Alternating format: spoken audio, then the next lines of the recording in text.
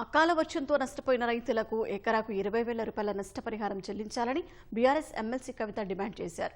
ఖమ్మం జిల్లాలో పలు ప్రైవేటు కార్యక్రమాలతో పాటు సత్తుపల్లి నియోజకవర్గం కల్లూరు మండలం లింగాలలో పార్టీ కార్యకర్త గృహప్రవేశానికి కవిత హాజరయ్యారు.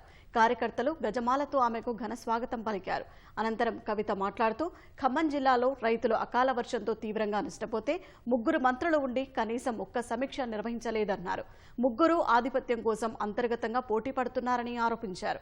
రైతుల కష్టాల్లో ఉంటే ముఖ్యమంత్రి జపాన్ పర్యటనలో మునిగిపోయారని ఎద్దేవా చేశారు.